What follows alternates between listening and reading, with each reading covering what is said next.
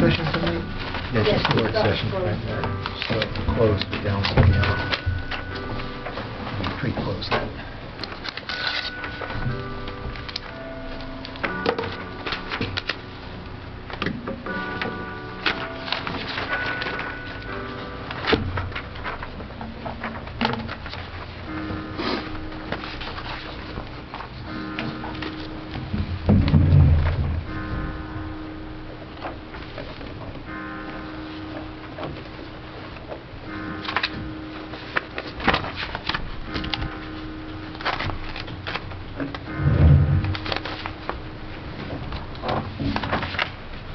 All right, the Monday, November 26, 2012 work session meeting of the River Edge Mayor Council will now come to order. The New Jersey Open Public Meetings Act was enacted to ensure the right of the public to have advance notice of and attend any meetings of public bodies at which any business affecting their interest is discussed or acted upon. In accordance with this act, the mayor and council have caused notice of this meeting to be published by having the date, time, and place thereof posted in the Borough Hall, and records were sent to the Ridgewood News. Can everybody stand for a moment of silence, prayer, and reflection? We're glad to have Councilman Mignon back with us. It is in full duty. Can I have a salute to the flag? I pledge allegiance to the flag of the United States of America and to the republic for which it stands, one nation, under God, indivisible, with liberty and justice for all. All right. Can I have a roll call, Denise? Councilwoman Murphy. Here. Councilman Court. Councilman Capola. Here. Councilman Mignon. Here. Councilman Bartoloni. Councilman Papaleo. And Mayor Mascarotola. Present. All right. I think it would be better to go right into closed session. So can I have a motion to go into closed session to discuss the two matters that are listed at the bottom of the agenda, and then to review those matters and to get feedback from our borough attorney and our special tax appeal counsel who was present, and then we can go back and finish the work session. So moved. Second. All in favor? Aye. Any opposed, any abstained? All right, thank you. All right, we'll let the record reflect that Councilman Bartoloni is with us now. The first Borough Administrator discussion topic is review of the POL, EPL options. That's our joint insurance fund policy covering employee liability and public official liability. We have our risk manager, Debbie Janetto, present, who can advise us on these different options. Debbie, you want to come up?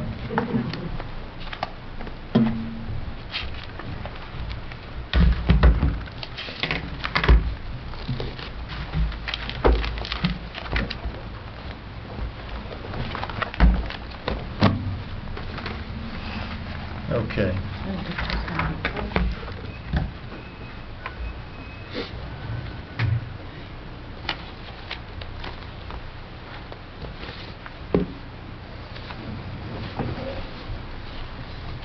Well, the JIP in the mail is doing something different this year. They're giving options on deductibles and co-insurance and giving each town the choice to make. So they sent out a memorandum with the different choices on the deductibles. Do you have that? Yes, I have that. That's been distributed. Right now, River Edge has a $20,000 deductible and a $250,000 co-insurance. 20% of that, so it's capped at $50,000. So $20,000 deductible plus the $50,000. So any claim over $250,000, you're on the hook for $70,000. In addition to the choices, they give 3 choices for every deductible. Bringing the co-insurance down to $100, bringing it down to 0, and then it starts with a $15,000 deductible. The only thing with the EPL, POL is that every year they evaluate a 5-year window, not the current year, but 5 years back. And they look at your loss ratio and they look at the number of claims. So if you have 3 or more claims and a loss ratio of over 200%, you have to have both, the deductible automatically goes to $75,000 with 20% co-insurance with no cap. So you just have to keep in mind that, you know, the more that the insurance company would pay out on a claim, the more then it goes towards your loss ratio, because you're only paying about $27,000 for this coverage. So you can see how quickly you can get to a loss ratio of over 200%. So you just have to, in choosing another option, to keep that in mind, because then it just skews that also. I don't really have a recommendation on which one you should choose. Can I just ask a question? In order to keep our deductible and our co-insurance limits the same as they are in 2012, we wouldn't pay any extra additional premium, is that correct? Okay. So We would pay an additional premium if we wanted to lower the co-insurance. correct. Or if we For the wanted to deductible. lower the deductible. The third column over, the 8%, is actually what you would increase. That's on your premium, that's how much more it would be if you went to $100,000 co-insurance, and 19% if you went to zero, and so forth. That's the additional percentage, and then the last column there is the additional premium that it would cost. All right. And, you know, just looking at the loss history for River Edge, I mean, if you take the last 5 years, you've had 5 claims, but the loss ratio was under the 200% because three of the claims were $5,000 or less. So really, you're talking about 2 claims that were of considerable dollars that would have put your loss ratio up over the 200%. So you were really close. We call that nuisance value. Yeah. You were close to getting the jump up to the $75,000, and in that case, you would have had no choice. They've given you no choice if you have a bad loss history. Okay. And you have actually, they're pretty much giving you till, they say December 1st, but there's till the end of January to make this decision, and it's retro back to January 1st.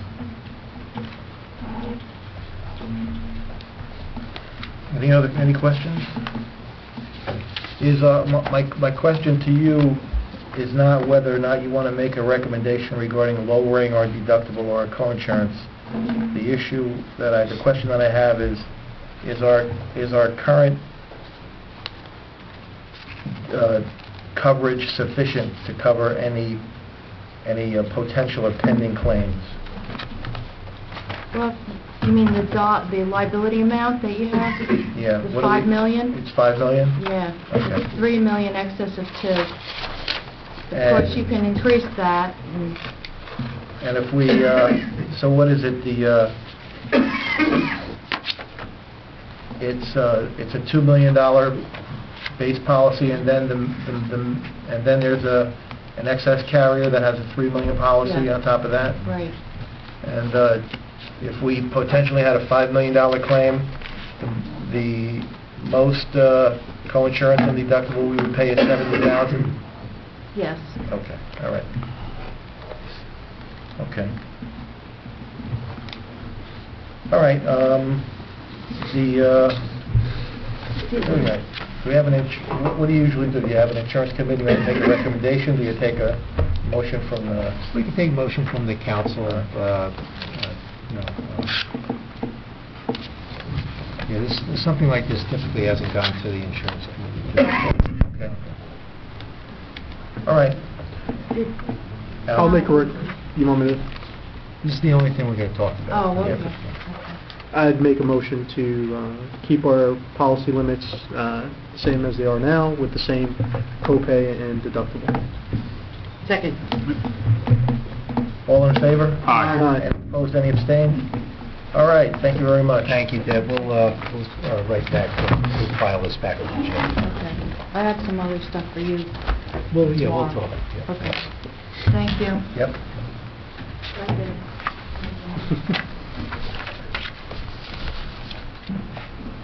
Okay, second topic, number 2, storm damage sidewalks.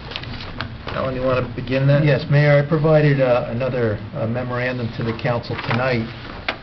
It detailed the request that you had that we have this issue placed before the Riverside Cooperative with the possibility of going out on some sort of a joint bid. The towns that were present did not seem to be too enthusiastic. There was no response when the topic was presented. They did agree to put it into the minutes to see if there would be any reaction from the other towns that were not there. The only positive feedback I got was from New Milford, who had indicated that they do have about 66 slabs that are going to require either reset or reconstruction, and they're in the process of looking into quotations either on behalf of their homeowners or to do it themselves. I'm not sure what their situation is. Based on that, I cost out what our situation is at the present time, but John Lynch says he's not done yet. He's only progressing through the town at this point.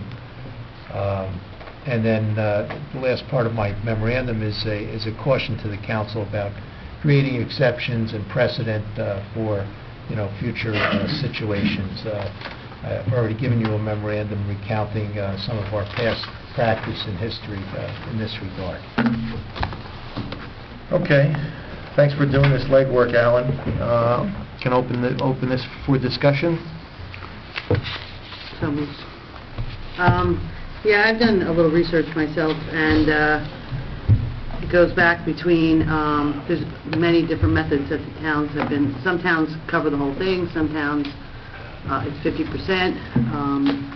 There's just a wide range of opinions, and I'd like to take more time to investigate my 100-page document here about sidewalks. So I need more time. Alan? My opinion hasn't changed since last time. I understand past practice and, making people obviously have to maintain their sidewalks. I just think this, maybe the past practice has to change. Obviously it didn't in the past with the prior storms, but I think in situations where a borough tree falls down as a result of a storm or wind incident, and it lifts up the sidewalk,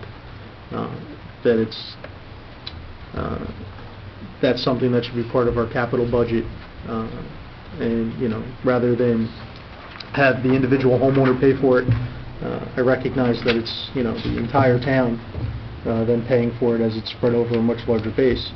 You can't have it both ways, that your trees are an asset to the community, but when one of those assets causes some damage to the community, you want to just push that asset off, problem off to somebody else.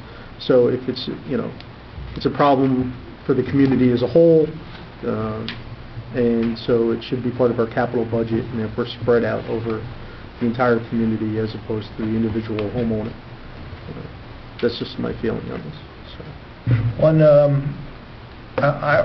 I'm actually surprised at the expense is not far greater than Alan has estimated. I thought the construction of a new slab was, Alan has a cost of $150. I thought it was going to be $750 or something like that. That's New Milford's quotation. I'm not sure what that's based on. Yeah.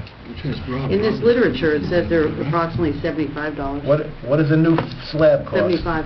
We have our engineer here. Ballpark. Well, I'm saying you should probably only do 1 or 2, so it's going to be higher because you're going to mobilize, but 150 is probably good.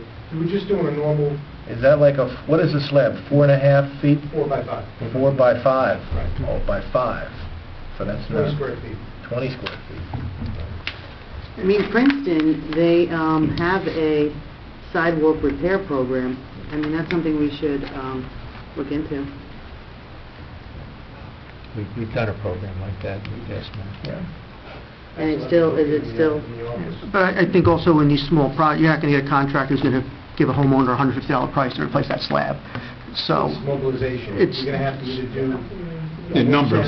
yeah. Well, that's why I think Right. Al's... So that's why I think I tend to agree with Al in this case, that people are unfairly penalized because they had an old tree came down in front of their house in this particular storm, Mhm. so. All right, well, this is good to know. This is a good starting point. I guess we can get more hard figures from John Lynch as to exactly how many slabs need to be replaced. We can follow up with New Milford and find out where they got their numbers from. Maybe we can do some kind of a joint thing, interlocal or a joint venture with them, shared service, in order to reduce costs.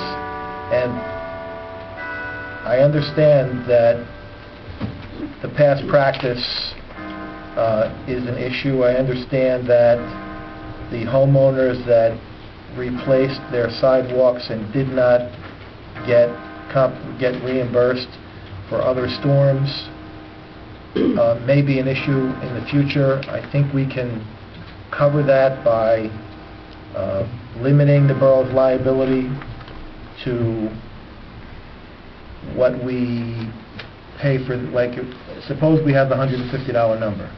And suppose we have someone say, well, I replaced my sidewalk from Hurricane Irene, and I paid $500 a slab.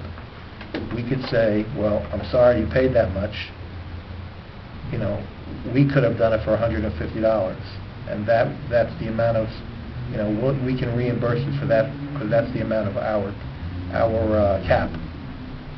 So.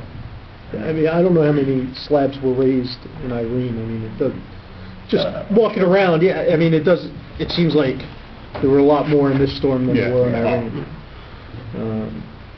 You know, Irene was more of a...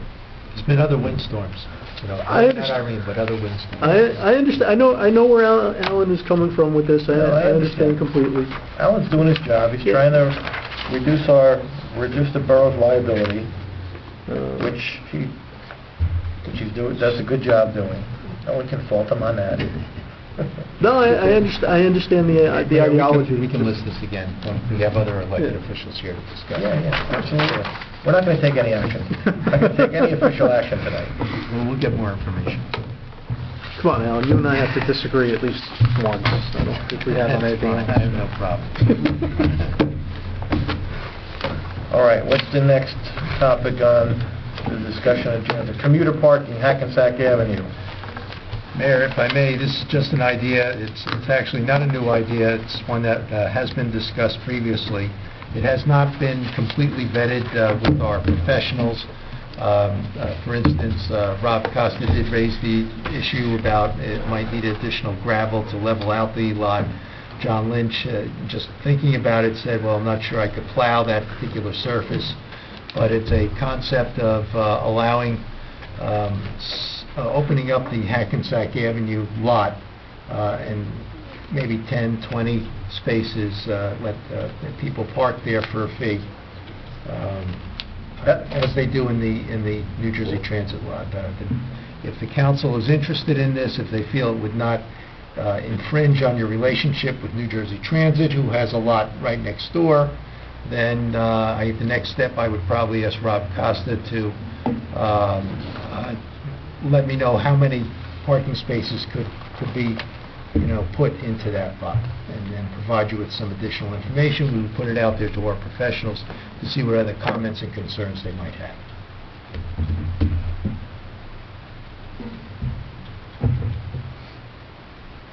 What about our farmers market? Well, the farmers market could take place at the lot on off days, on the weekend, if there's no parking there. You know, we could close the lot for that particular purpose on those occasions. There's probably other locations in town that could serve as a host for a farmers market as well. I think you need a bigger lot. You need a lot to accommodate parking. People are going to drive up to that particular location. Well, that's That's why the transit lot is right there. They can park in the transit lot and walk to our farmer's market. I think my main concern with that would be pedestrian safety in terms of once they park, then getting to the train station. I don't think there's any, I'm just looking at it, I don't think there's any sidewalks or anything there. There's a sidewalk. Is there a sidewalk there? They have their lot there too. Like, Yeah. Hmm. It's actually gravel, I mean, the lot is gravel, there's boulders there now, so nobody pulls in there. Yeah. There's a curb cut that we made transit Yeah. there when we did the street. Well, And do you we know the have, size of that lot? You could definitely get parking in, because if you remember, it was originally approved for Dunkin' Donuts, Yeah. so there was a building and parking, Just across the train tracks. so there's definitely enough Yeah, room. just parking lots there. Is it wide enough for You the might be park? able to get parking on both sides. Both sides? We already have the Park on both Steuben sides. House as our farmer's market locale. Steuben House. We don't... There's no pedestrians on the Steuben House side of Hackensack No, Avenue. where, the Campbell Christie House, right Next there. to, there's no pedestrians there. It's a ghost town. There's plenty of traffic there, but people can pull over and park and buy stuff. At the farmer's market, there are 1,000 commuters a day that are going to be walking past the farmer's There's market. a fence there. How are you gonna get through the fence? They walk around the fence. We'll have to do a dry run. Oh, no. Any further discussion on commuter parking on Hackensack Avenue? No. Is this a concept the council would like to pursue with additional information? or- How many or spots just could we not? get in There's there? no motion to continue with it. How many spots are potential for that spot? I'm thinking, 20. yeah, that's what I'm thinking, maybe 20 on both sides. How much do we charge for, A year, $200. $200. And the interesting thing, if I may, Mayor, Please, is that please. it's amazing how many people want to park down there because they live closer, even though we're only 1.9 miles long. I try to point out to them, but you can get parking for, they charge $500 for New Jersey Transit. Mm. And there's a waiting list of like 3 years to get in. But they want to sometimes park down there because they do happen to live closer to that area. It really, I have it quite often, that people say, but I'd rather park down there. The original intent of the council, when we purchased that property, was to use that property as leverage with a developer who would, as the offset, provide municipal parking for River Edge residents in the parking structure as commuter parking. So that was the original intent, to ultimately have it benefit the River Edge commuters in that respect. If we had a parking deck and a municipal parking authority and a red light camera on the corner of Main Street and Kinderkamak, we wouldn't have any budget problems at all.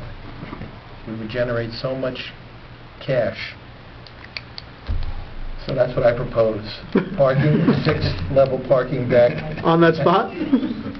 Hydraulics and all. and a red light camera. Valet parking. Super good. Okay, if there was a way that we could do this commuter parking, but if we're going to have that as a location for a future farmer's market and you had to close it one day a week, I don't know how you could schedule that. Well, make your decision on the farmer's market. I know the Green Team is working on that, and we can But I address think this. we should explore, that parcel's empty. It's not generating revenue. If it can Yeah. generate something, but I don't know what the net would be if we have to maintain it in addition to having people park there. But I would say at least explore getting revenue from that. I think you gotta see what the cost analysis, you got a lot of wetland there too, right? No, that's okay. There were permits years ago, and when the borough bought it, there was gravel down. So There it's is. maintained right to the edge of the top of that. Maybe we put another billboard up. I mean, there's stuff. Gotta get a cost There's some analysis. signage, we need some signage, I don't think we'd have to stripe it, we might need some signage to tell people where to park. I mean, if I there's mean, one a... side you should put there, this area possibly floods, so we put that sign down there. There are cautions, we may not be able to plow it during the winter, so yes, But there's some transit, again, cautions. transit is the same problem, they're gravel. And they have the same lot, basically right next door to us. You right? might have to leave your Salvatore Ferragamo's and your Jimmy Choos at home, and you're gonna have to, because you can't walk in the gravel. No, that'll be- He pointed to you and he said the Ferragamo. I don't even know So what it this- is. you You must- know more than I do. I'm in favor of taking any of our pieces of property that are just sitting idle and turning them into something productive. So I am looking. There's plenty of sidewalk and whatnot down there, so I see no problem with it. I mean, and if there's a 3-year waiting list for the New Jersey Transit, I have to imagine these spots would go very quickly. Yeah, and we could charge more than what you said it was 200. 200. Yeah, because if they charge them 5. $4.99. I'd get a cost analysis to see what it would cost. I'm just looking for authorization to continue to put this out to our professionals. The police chief would have to look at, things like that, so certainly our borough engineer, Make a motion to give you that authorization to continue to explore this. Second? All in favor? Aye. Any opposed, any abstain? Okay. All right, next is 2013 appointments. I did ask Denise today to send a copy of the appointment list out to... I did. You did that? Mr. Arakellian? Let's see. Model Sustainable Land Use Pledge Resolution. Yes, Mayor, I asked for that to be put on. As you know, the Green Team's been working towards a RETA certification, and under the new scheme, a town has to have actions in certain, what they call mandatory categories. And this Sustainable Pledge is one of the options for a mandatory requirement. And basically, it outlines some goals of the borough. Essentially, it incorporates our Complete Streets policy and says we're going to look for diverse land uses, we're going to take environmental considerations in consideration when we look at development, things that are normally done by the planning board anyway. It's just a formal document outlaying some of those broad goals and objectives. And like I said, it's a mandatory requirement to get recertified, and it's something that I think that the borough should adopt. It doesn't cost any money. It doesn't require us to do anything. It's just policy objectives. All right, so you're asking for a resolution, right, to be put on the yes. agenda? Yes, Is that your motion? I'll make a motion. Second. Second. All in favor? Aye. Any opposed, any abstain? All right, very good. Thank you, Mayor. Next is Chief Caridi Police Officer candidates.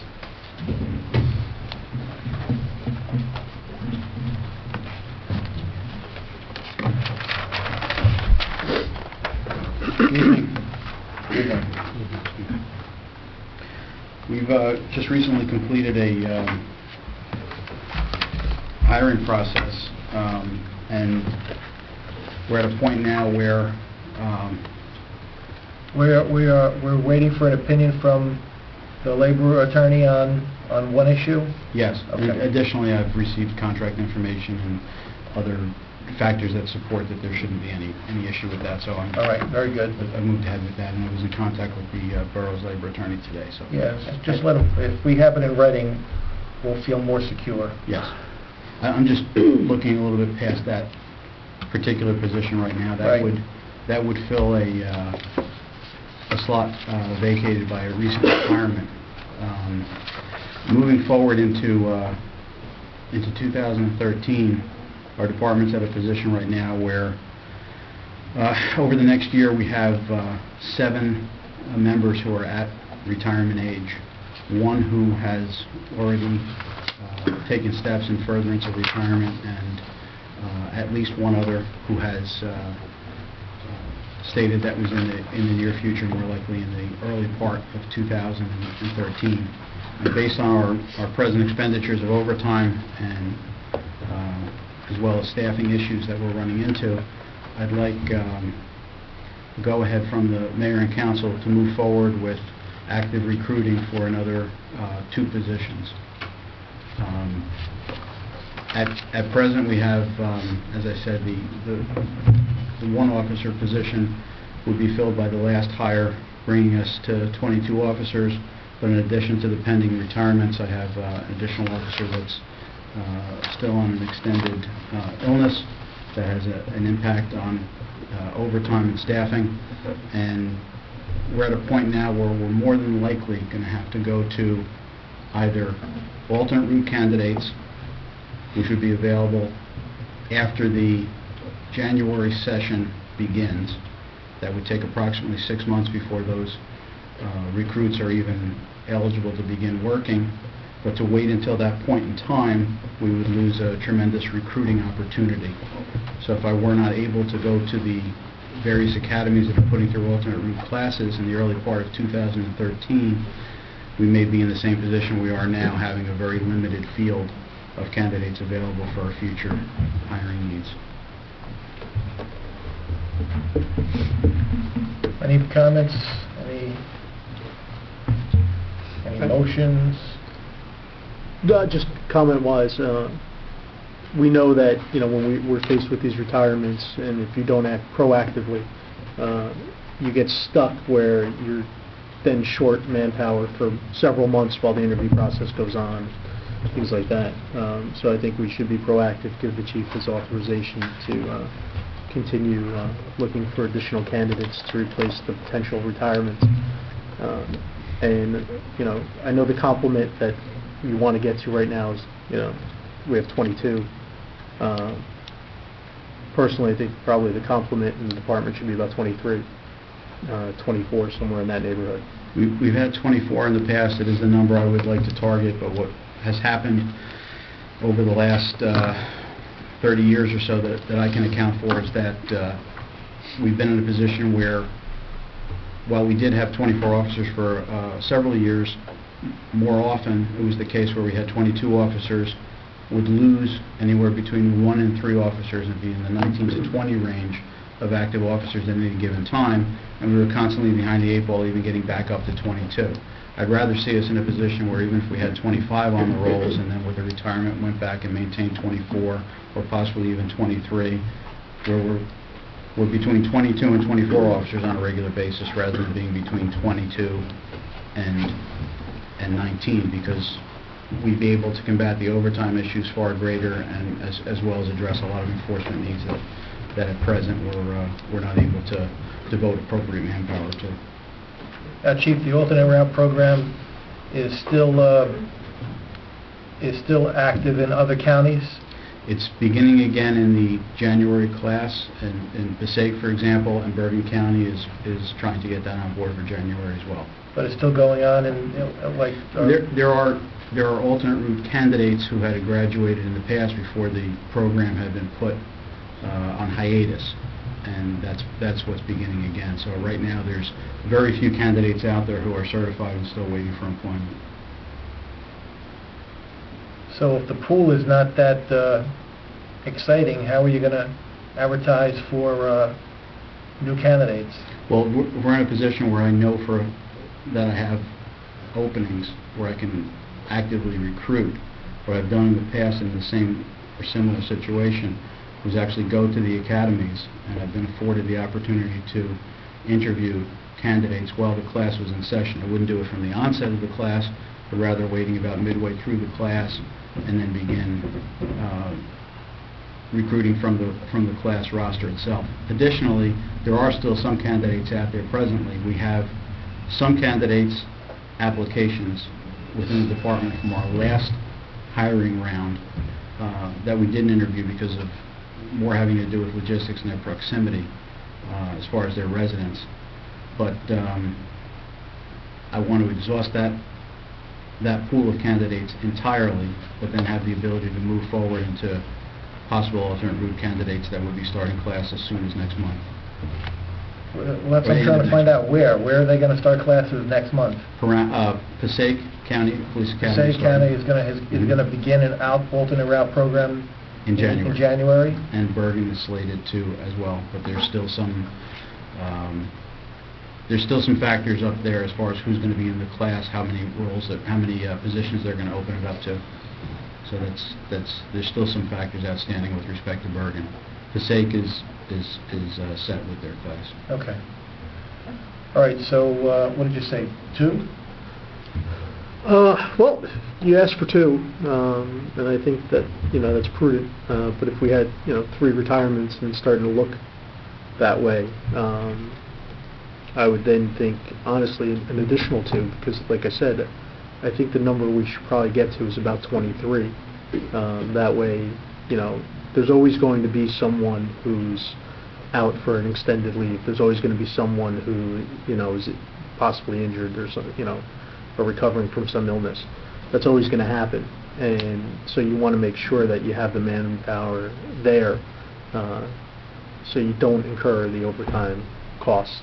And just, numbers-wise, in terms of the amount of residents we have in town, 23 is probably about the number that you should have for a borough of about 11,500 people or so. Westwood, for example, to your point, is very similar to us demographically, in terms of the makeup of the town, the type of enforcement needs they have. And they, for example, have just put in for 2 officers to bring their rolls back to 25. They've normally operated between 25 and 27, with a very similar very similar population and very similar demographics as far as their crime statistics and service needs. They have a bigger shopping area though there too, right? Wouldn't that cover that shopping area? Their shopping area is centralized as opposed to ours being divided up into 3 geographic strips.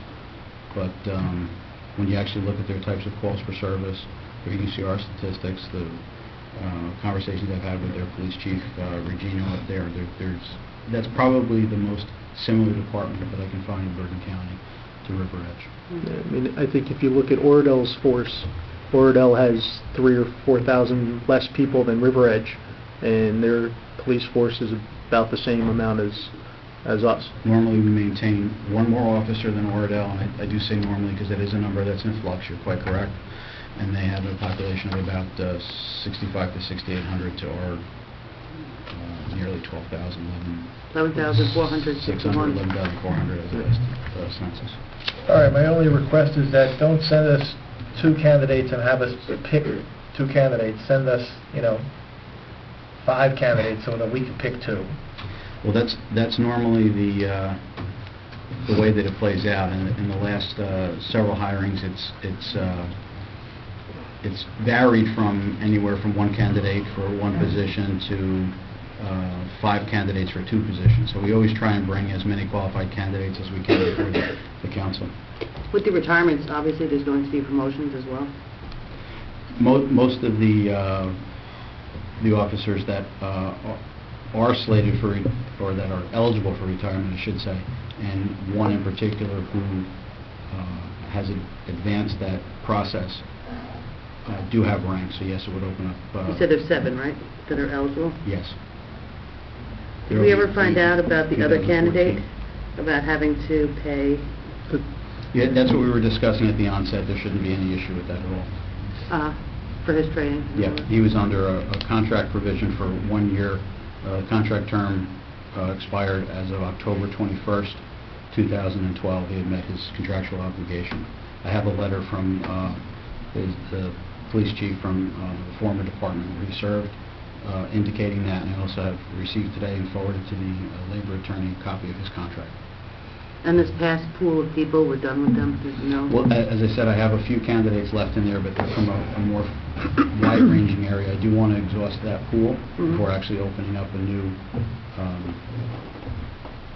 advertisement for additional candidates, but I probably only have realistically about 15 candidates to go through in that pool, and 20 candidates very quickly came down to 1 in the last round, so I don't have real high expectations that we're going to be able to mine additional candidates from the existing pool. I think we're going to probably exhaust that and have to move on to additional applicants. All right, so there was a motion for to begin interviewing candidates for 2 police officer positions. Second. There a second. Any further discussion? 2 now, 2 halfway through next year. Any further discussion? No? No. All in favor? Aye. Any opposed, any abstained? Thank you. Thank you, Chief. Thank you, Mayor. Thank you. All right. Referral of the proposed zoning ordinance based upon the planning board review. This is the overlay on Park Avenue for a 2-family zone. Did everybody get the memo from the planning board attorney? I have it here, Mayor. I have it. All right, I attended this meeting. Ed wasn't there. He was dealing with his important issues. And we took the ordinance that Sam drafted, and we received input from Dick Merman and from Mr. Costa, and also from members of the planning board who are familiar with that avenue, that section of Park Avenue, and we had a thorough discussion back and forth for, I don't know, an hour. What was it, Vito, an hour and a half? Too long. It was too long. Too long. And we made some minor modifications just to ensure that if a developer wanted to put in a two-family on the lot sizes that are down there, that they wouldn't have to seek variances from the zoning board, so it could all be done in one shot within the proposed ordinance. The modifications that the planning board recommends are reasonable. We changed the rear yard setback by 5 feet. We changed the improved lot coverage by 10%, and we changed the driveway width from 16 feet to 18 feet. So the issue before the council is whether to accept the planning board's recommendations and amend the ordinance so that it could be listed for, what do we have to list it again for? Can we accept these and put it on for final adoption, or do we have to put it on for first reading again? We also have to notice the property owners, I think, on this before this. I have it, it was advertised as the second reading was the 17th of December, so you have time in between. Yeah, I think we have to send a notice out to the individual property owners within the 200-foot radius, I believe, on this. Okay. I'll have to take a look at the statute, and they have to serve a notice. I would make a... When is it on, Denise? 17th of The December. 17th of December? Take a look. Do we have that list, or do we have a list of properties within 200 feet of that site? No, I can get it, it's easy. Okay. So we can accept, reject, or modify the ordinance further. I Could I would make a just motion comment to on accept it. just one item? I was just going to concern. The width of the driveway, I had 16 feet. The reason why I left it at 16 feet, or recommended 16 feet, is to prevent having 4 cars parked side by side across the front. It may create almost like a parking lot configuration for the front of the building. We require a grass median to be between the two driveways, just so that it breaks up the amount of pavement or macadam that would be located in front of this building. The idea of doing 16 feet is that you could probably only park 1 car. You could park in tandem, but you wouldn't have 4 cars going across the front of the house. So it's just something to think about. With 18 feet, you could probably park 4 cars across. What do you think, Vito? The idea... That's the only concern I had. I thought that leaving at 16, you only would be restricted to have 1 in the garage, 1 or 2 in tandem on the driveway, without having them going all the way across the front of the house. There is valid point for both. I mean, but with a 2 or 3 bedroom duplex, I mean, we didn't see how many people would actually end up owning 4 cars. Also, we took in consideration the fact that you will end up with so many curb cuts along the street that will cut down the amount of on-street parking that you're going to have down that avenue. So, and this kind of ties into also the other 2 points that we were recommending. We were trying not to do the design work for any applicants, but by the same token, we were also taking into account practical considerations that ranged from what the maximum size of a duplex, semi-detached home would be, to the need to have a rear yard deck that would count as area of coverage, so that's why we increased that to 50. To keep the median between the 2 homes at 3 feet, so as a green buffer zone, we thought that was a great idea. And also at the same time, what mattered to the board was the distance to the side lot line. Yeah, I don't have any problem. I'll So- just raise that for the board's consideration. Do you feel that you'll have too many cars going across the front of the building? Or if you feel the 18 feet is fine, it's fine. I mean, I have no... It was also easier to get in and out. If you had two cars parked one next to each other, there was also some discussion about backing the car out of that configuration and trying to avoid cars having to jump the curb, so to speak. So there were, as Mayor said, was a spirited discussion. It did last a little longer than expected, but through tore out improvements to what you proposed, which was a very well-written ordinance, not because you're here, but it's a fact. So those were the improvements that came on. All right. Proposed. So keep it as is. So what do you want to do? Just one question. He recommends keeping it as it is. Parking area? What was the vote of the planning board? Oh, it was unanimous. It was unanimous, Yeah. okay. I mean, I think this is something that, I think there's, in the future, these bulk standards might be revisited anyway. Correct. So, keeping in mind, though, the developer proposed the original 16-foot driveway. So his plan shows 16 feet, but since I wasn't privy to the planning board discussion, obviously gave it a lot of thought, and I'd say we should at least make the modifications, and if it looks like it's not working in the future, we can always go back and revisit the bulk standards and revise them in the future if we have to. I mean, parking on, down there on Park Avenue can be tight sometimes anyway. And I think a lot of people do park on the street, so if you can put the, 4 cars in the driveway, Yeah. it might be an added benefit to the people down there. That's what we wanted to do, is get the cars off the street, especially because the curb cuts are going to be so wide. We're going to really take up a lot of the on-street parking as it is. All right, so Make a motion to accept this recommendations from the zoning board, planning board. I'll second that. any further discussion? Can I have all in favor? Aye. Any opposed, any abstained? Okay, Sam, just We'll make those revisions. incorporate these, and then we can notify everybody within 200 feet and put it on for a vote. All right, we have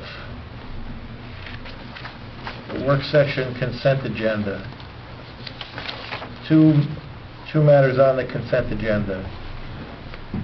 Can I have a motion to approve those 2 matters? So moved.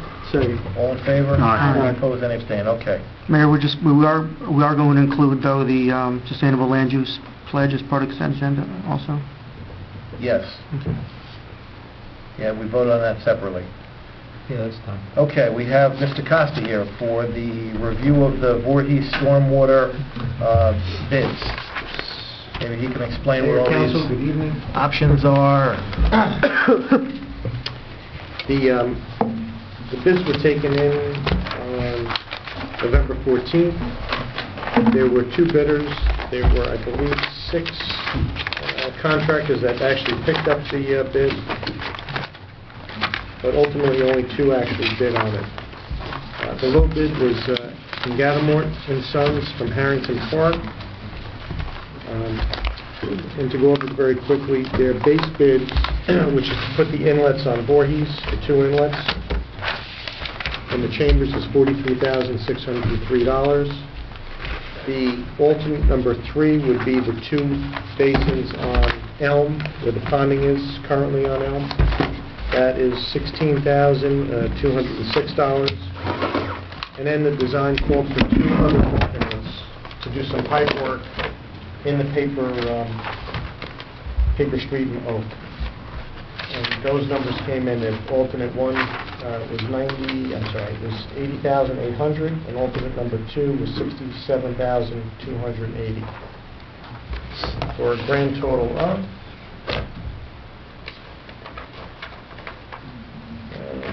$209,889, which we have I believe $100,000 that was actually budgeted originally for for the project.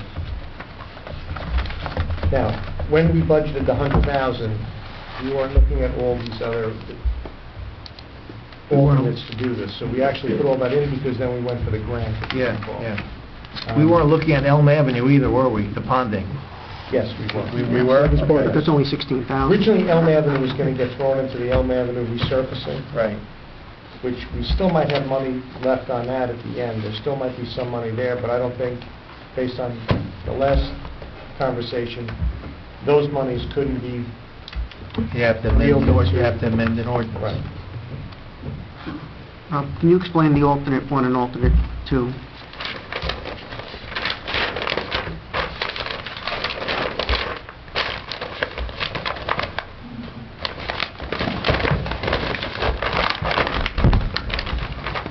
I apologize, I would have had a board now. I'll try to do this as quickly as possible. When you go on the south side of Voorhees in the paper street, ultimately there's a ditch that comes off of Elm Avenue that runs through the backyards of certain properties. Sorry about that. It comes into basically an open area where it picks up the drainage that's coming south out of the 70-inch pipe, and then kind of comes into almost a spaghetti bowl in there. So our thought was to take that, build more inlets, and to make it sweep a little bit better, almost like an S pattern, into the ultimate pipe when it dumps into the ditch itself. So that was going to be alternate number 1. As you go north of Voorhees, there's a stretch of pipe in there that, again, it makes bends and turns. What we tried to do was separate the larger pipe. There's actually a smaller pipe that runs on the westerly side. So there's a 48 and there's a 70. And that was going to be, we were going to extend the 48 to try to split the flow, take it down, and try to get it past the Voorhees Oak Avenue intersection. So that was the thought process. And what did the original 100,000 project cover? That was a number I think we just threw out there to get started on way in the beginning. But what was that going to do? Just the inlets, I think. We were going to build 2 large inlets over the existing 70-inch pipe. Because what happens now, the 48 actually dumps, where the flooding occurs, the 48 dumps back into the 70. But where all of that confluence comes in, there's so much turbulence in there that it's backing up. So, let me ask it this way, my man. Is that original, plan, those inlets, useless without one of those or both of the other alternates? I think I stated this probably when we started. I know you don't know... I don't know if this is going to ultimately fix every single storm. Quite frankly, I don't think it will. They're getting more frequent flooding down there, and obviously the neighbors down there have been very vocal. They've been at numerous subcommittee meetings, and based on what we looked at and how much drainage area that goes into this area, this is a start. The finish might be, you might have to put in some other measures. We threw out possibly pumping stormwater if this doesn't work, possibly creating detention ponds somewhere else upstream of the system in order to... Isn't ultimately the problem a capacity issue and not a hydraulics issue?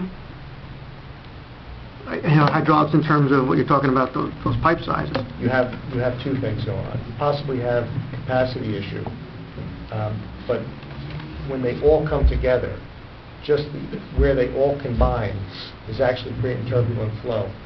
So you're not getting the full capacity of the size of the pipes that are there, because you're making so many bends and turns, and you have actually upstream flow going against downstream flow. So we felt that by straightening out the actual flow, we get more capacity out of these pipes. Now again, when you have large storms, and if we have tidal influence coming back up the Oak Avenue ditch, then obviously all bets are off. Now, I know you were scheduled to have a meeting, I think the night before the storm, with those residents. That was it ever actually rescheduled? The night of the storm. The night of the storm, yes. Was it ever rescheduled? I don't believe so. Because my question was, and the reason I suggested that meeting be held was, I don't know what the expectations of the residents are and what they understand, like you're saying, that this will help one every 5 storms. If we get, those flash thunderstorms, is this going to help it? I don't want to go through all this and have unreasonable expectations and then have it not work. This will definitely drain much faster. The 48 where the inlets are now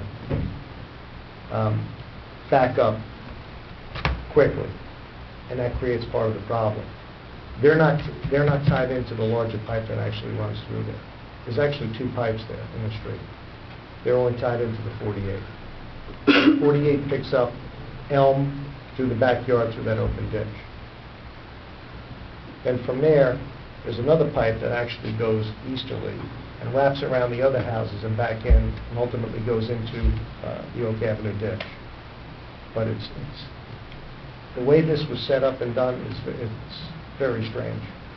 I mean, ultimately, if this doesn't work, then the next side of it is to take it from where the 70-inch pipe continues on Kensington and run it down that way, and then ultimately bring it back into Oak Avenue ditch.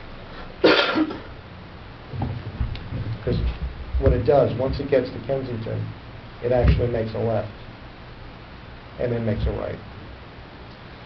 If you're familiar with the area.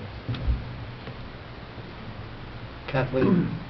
So when we were first talking about this and you first came before us, I recall you giving us that $100,000 number, and you were pretty confident that that would be what it would take to fix this problem. On these, on just the inlets.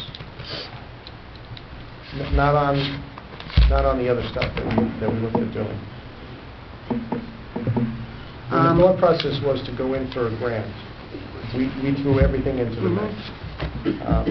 Ultimately, we worked with the grant writers. We worked with Al Mayoki formerly from the state, and actually his estimate was close to almost identical to this number, somewhere around 200 some odd thousand.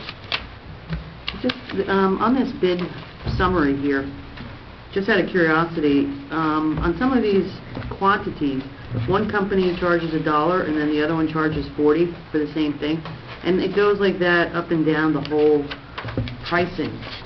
So it seems strange that there's the difference in the pricing on that. Like something's $1, the other company charges $18. Something's $1, the other company charges $54, or 25 unit price. I'm just curious why there's such a discrepancy. We could run a class on how people bid jobs, but sometimes contractors will bid $1 on signs because they have signs in their yard that they can use.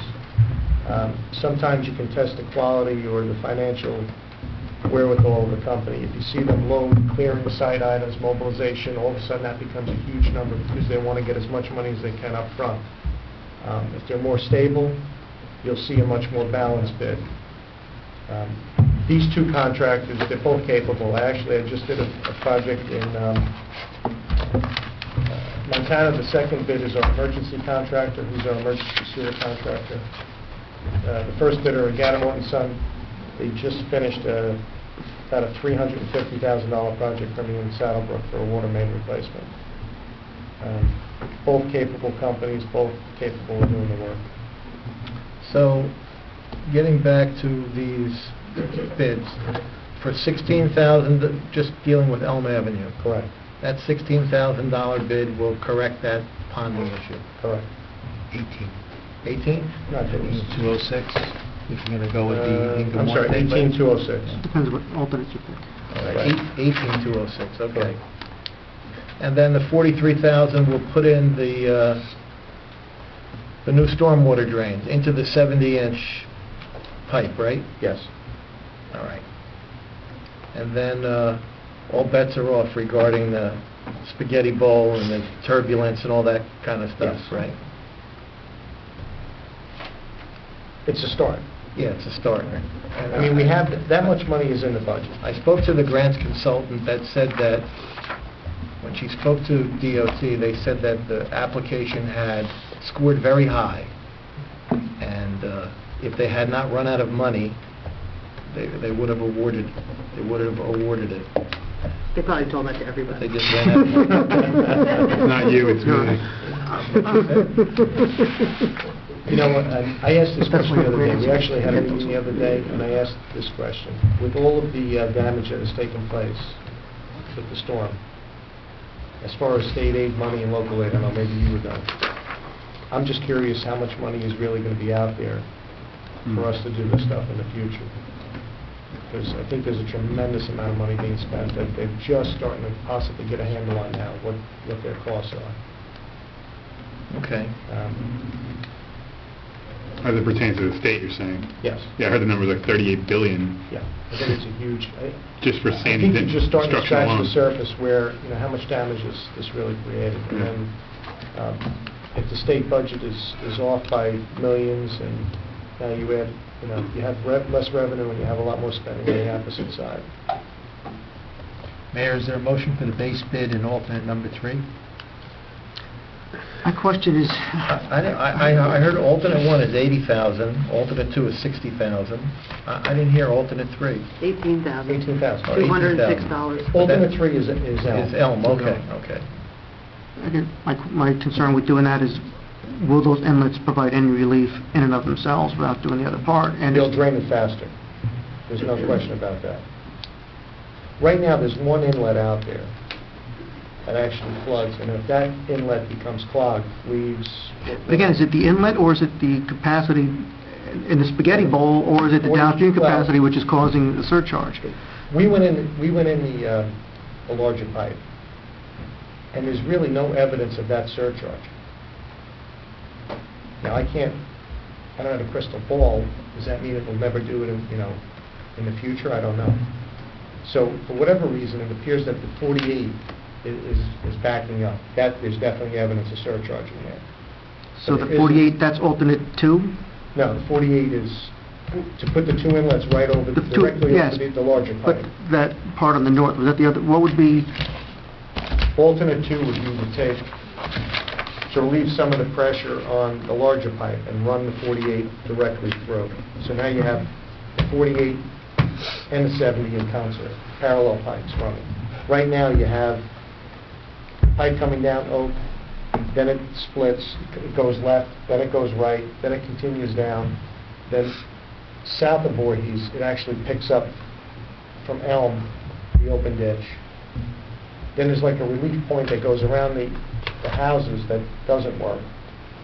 And then it continues straight down to Kensington. When it gets to the middle of Kensington, it makes a left-hand turn, goes up to the Oak Avenue ditch, and makes a right-hand turn. There was quite an imagination when this took place.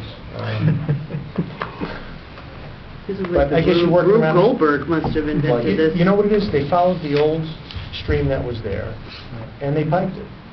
And they felt the capacity was good enough for this to work, and obviously over time, it's not. It could have, this would have went all the way down to Route 4, and ultimately, stopped there. It would be a different story, but obviously today, you're not going to be able to do that. All right, so can we start at the base bid and the Elm Street alternate? I still have a concern with these heavy storms. They're still going to experience the flooding. It may go away in 20 minutes versus an hour, but if there's going to be an impact in terms of getting to their houses or getting into the cars, it's still going to happen, Yeah, and it's not going to solve the problem. I know, but we have to do this in stages. And we have another budget coming up that we have to begin to review, and we have other capital requests, and maybe we can do one of these alternates in another cycle, another phase.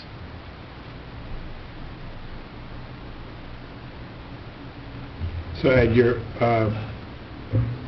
if you have an issue with it, then what's the alternative to do then? I don't know. I said I'm not convinced how this solves the problem. I said the problem is, are you going to care if you live there if the water still gets into your basement or into your first floor? Yeah, just and takes it longer goes to get quicker. into.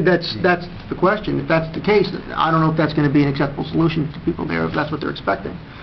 The residents who have come to the subcommittee meeting have been told that this will not address extraordinary situations. It will not address a Hurricane Irene situation. But that doesn't seem to be the problem. The problem seems to be short intensity, flash flooding, thunderstorms, things like that.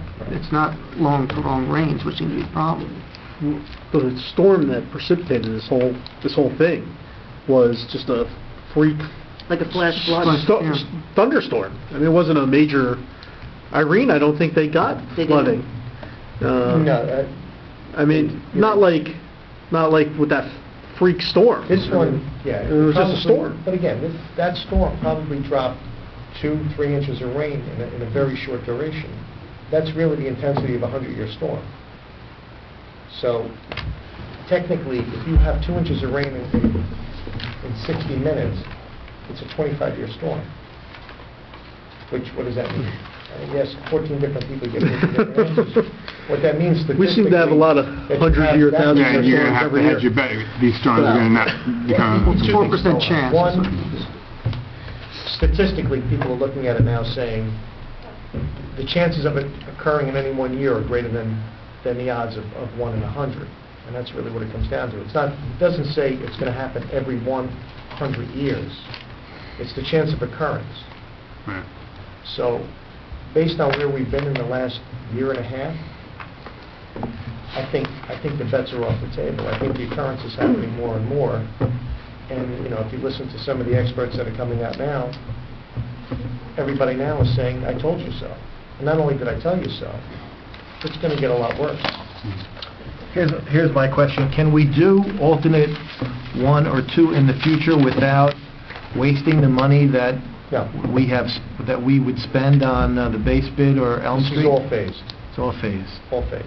So if we did alternate 1 or 2 in the future, we wouldn't have to replace any of the work that's included in the base bid or Elm Street, right? Correct. Okay. All right. So what do we want to do? Is this going to end up where you're going to have all these resolutions to increase the price? Do you think? Change order? Yeah, change order. I'm not It sure. shouldn't be. No, we wouldn't do a I mean, It's construction, I always assume it would. it's... Yeah, I would But say... you might get a couple, but you shouldn't get any major change On orders. this? No. Yeah. No. You're not going to hit rock or something No. unexpected, so. No. But costs will go up, because they just do. I'm saying it's going to be past, and you're saying about... What do No, you- it just seems like we always get, these bids, and then all of a sudden, it's like, we need 10,000 more, we need 5,000 more, we need, all these resolutions for increases. I mean, I would like to go back to these people and negotiate this number down. It's a It's a Republican. It's a public bid, right? Well, you can.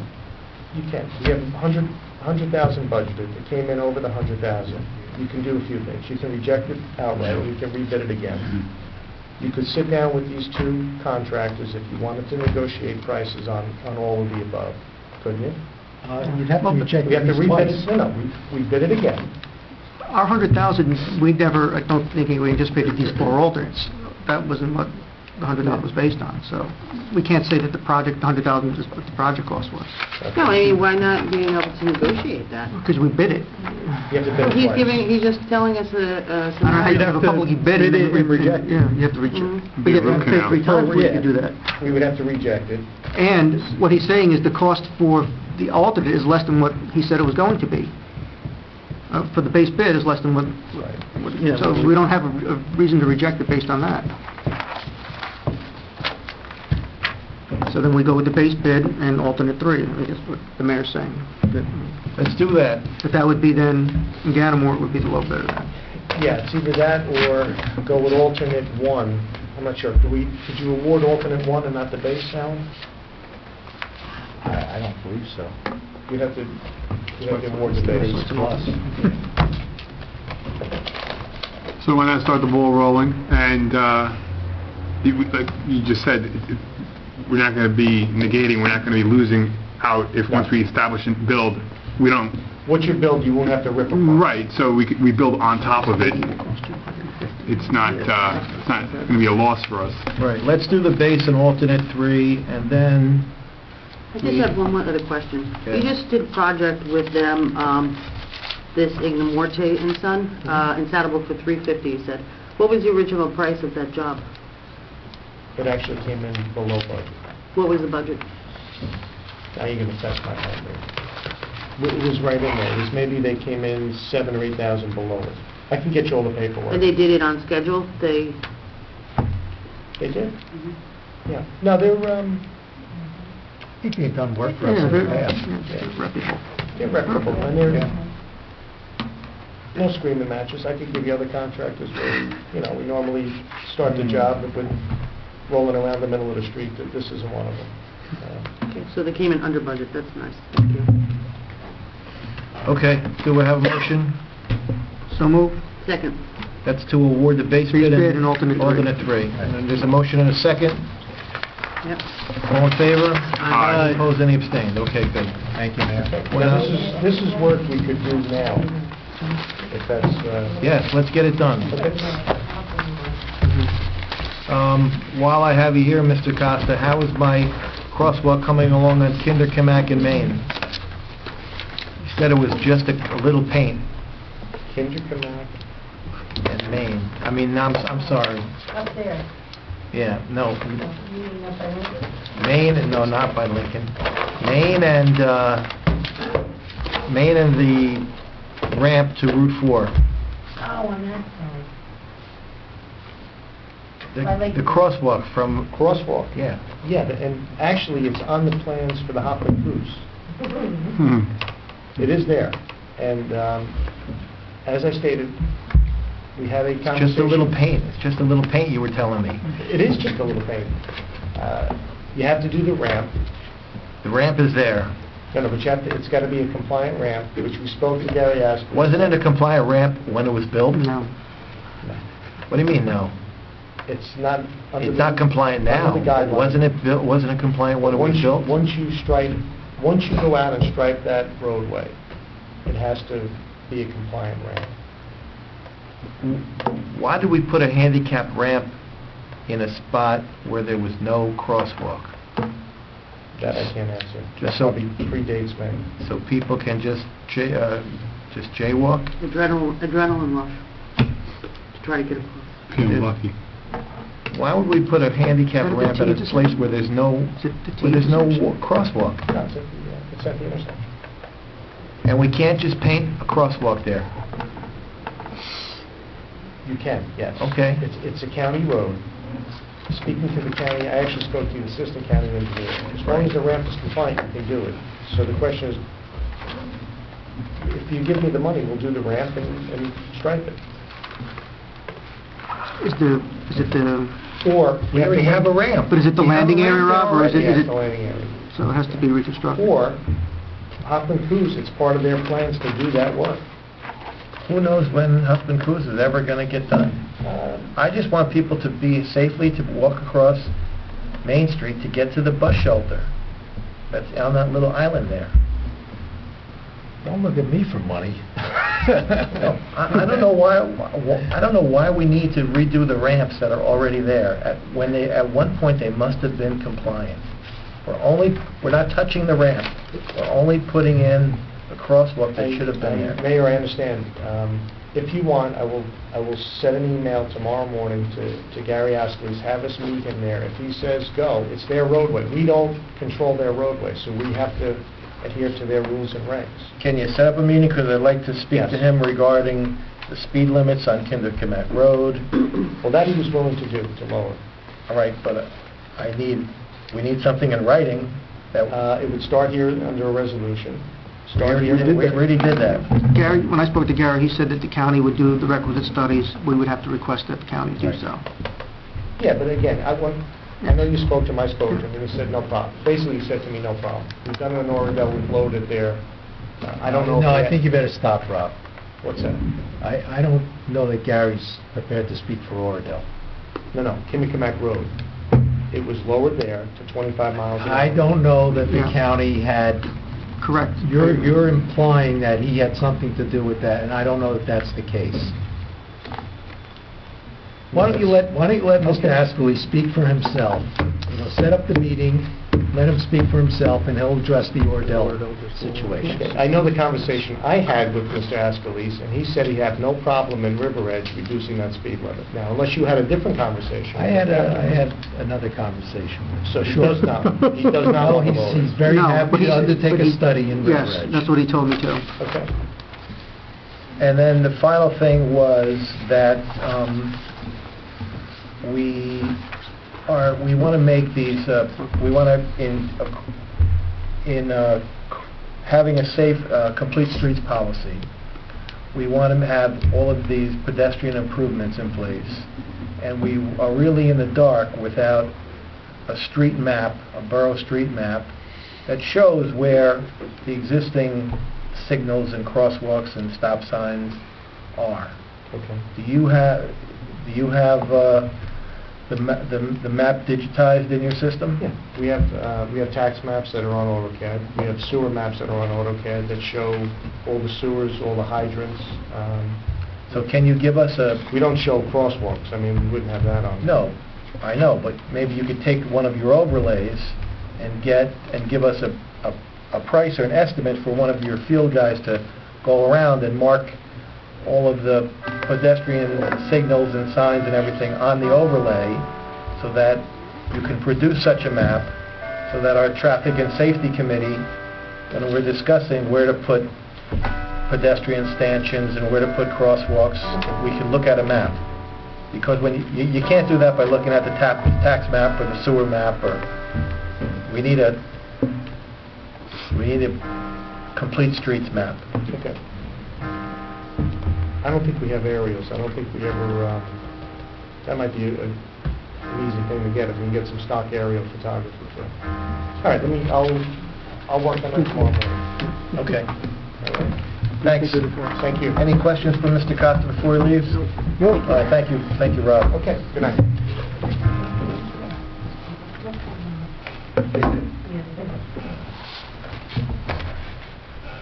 Okay. Number 2 is Historic Preservation Commission of the Borough of River Edge referral to the Planning Board. Mayor, we received a memorandum from Borough Attorney Sam Soresti.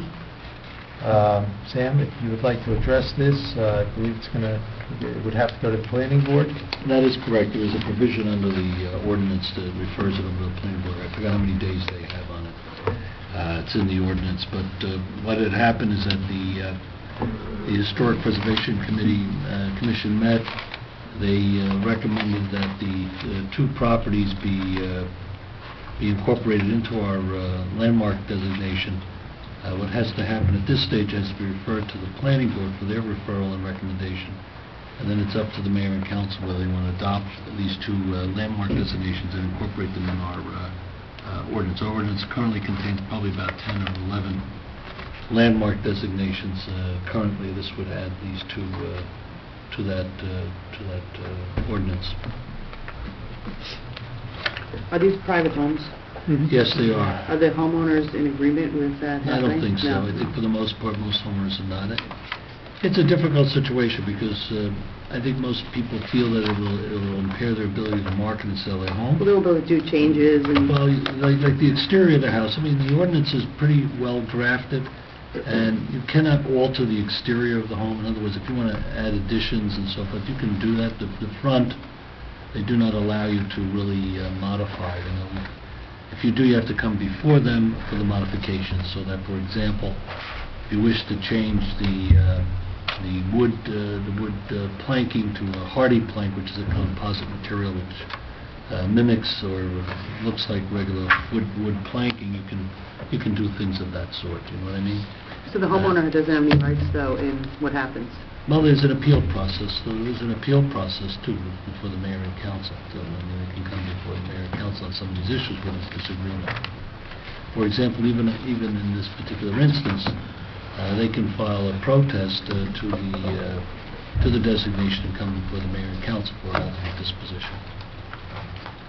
But I think for most people, it's kind of a difficult decision. There's a certain amount of empathy you have for the homeowner because they feel that it may impair their ability to market the house. But then again, this type of house is not going to appeal to every buyer. So the type of person, just like the person who bought these homes, the people that bought these homes, I mean, they bought these homes because of the charm of the home, and they maintain them in pretty much the original historic style that they currently have. So, I think you have to look at it in that context. You wouldn't buy a house like this unless you really liked the appearance of the home and the style and the motif. But this juncture, it's going to get referred to the planning board. Okay. So is there a motion to refer to the planning board? So move. Second? Any further discussion? Any further questions for Mr. Soresti? All in favor? Aye. Any opposed, any abstained? All right. Thank you, Sam. You're welcome. Any unfinished business?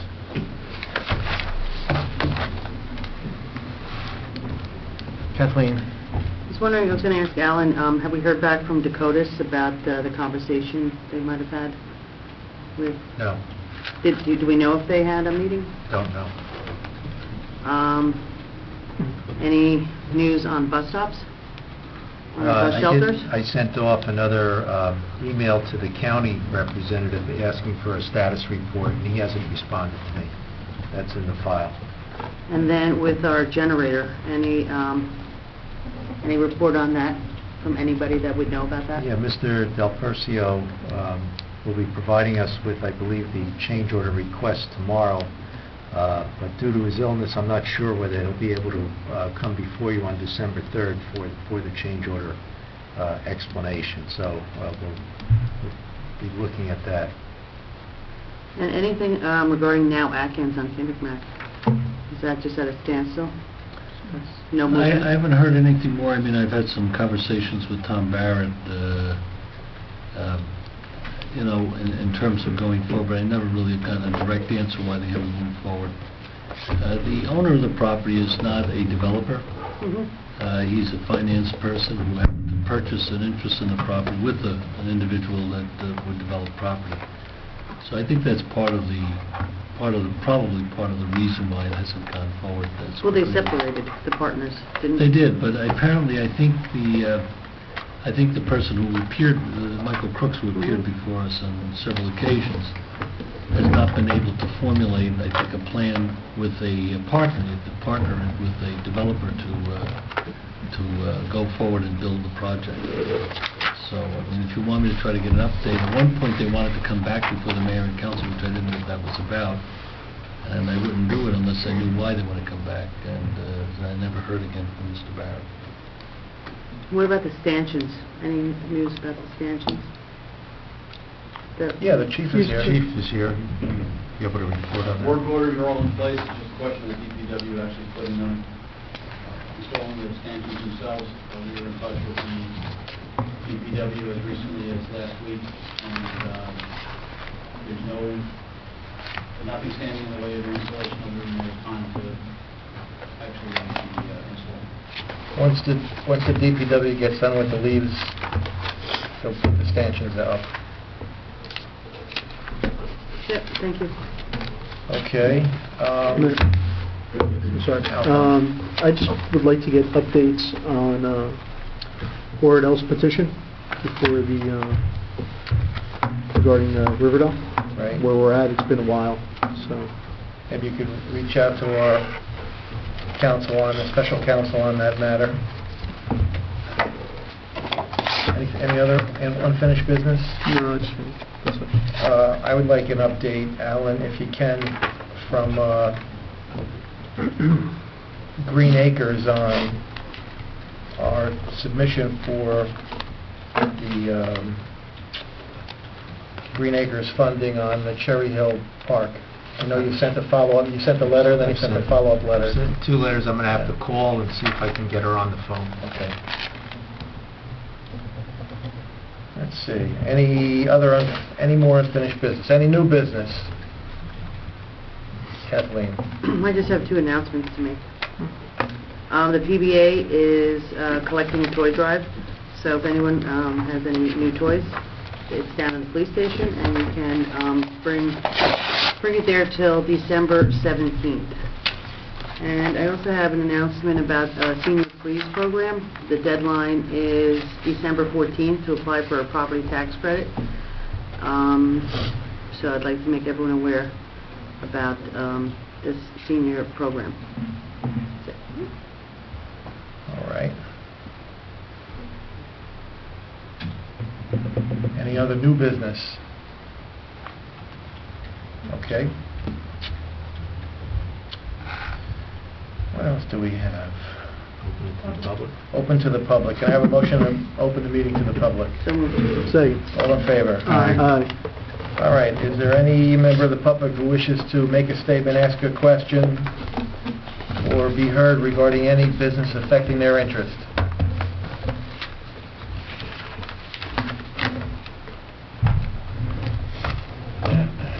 Something. I thought you were gonna, Councilman Papaleo is not here, but he was going to say something regarding a resolution Complete streets. to the county for complete streets. Maybe you can I'll ask you a question. ask a question. Yeah, Ellen Botsey, 597 Bogart Road.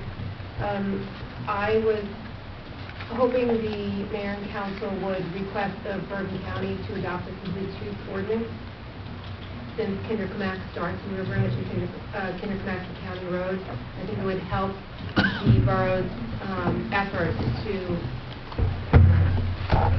see complete streets through if we have the cooperation of Bergen County through a county complete streets ordinance. I know that Essex County has adopted one, Monmouth County, and Mercer County. So I don't see a problem with that, because they've already implemented aspects of complete streets, particularly if you go down towards Edgewater and River Road. They pretty much adopted the policy, or implemented the policies on their roads, so the benefits to the county are the same to us in terms of getting the points for the applications on grants and everything, so I don't know why they would not, if they haven't maybe already done so. Yeah. the research I've done up to this morning, we haven't. Smart Roads America is a great resource. I don't know if any of you are familiar with it. It's a national organization that promotes complete streets. It's called Smart Roads America. Tremendous amount of research, and they really can guide municipalities through this. But those are the only 3 counties. Because the county has spent a lot of money on consultants, planners, regarding the River Road corridor going to Edgewater, Fort Lee. It would behoove them to spend that kind of money on Kindercamack as well. And I think the borough is the starting point for Kindercamack as a tremendous vested interest in being able to do that. So that's my question, my request. So you would request that the council adopt a resolution asking the county to adopt the complete streets policy? Mayor, I Yes. did contact Tom Beverleo, has emailed me. I contacted Linda from the clerk in Montclair. She's sending me a copy of the resolution. They did pass it, and the county is working with us. So she'll send me the information, she said probably tomorrow. Okay. Maybe help us with the resolution.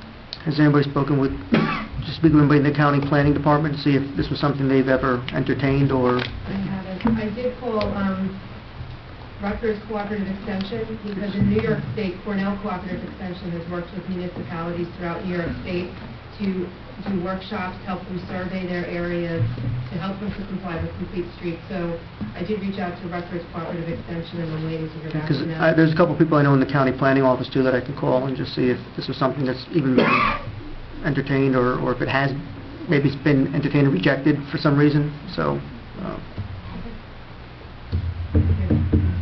All right, so maybe in the near future, we can have a resolution that can be voted on. Anybody else? Can I have a motion to close the meeting to the public? So moved. Second? All in favor? Aye. Any opposed, any abstaining? Okay, can I, what?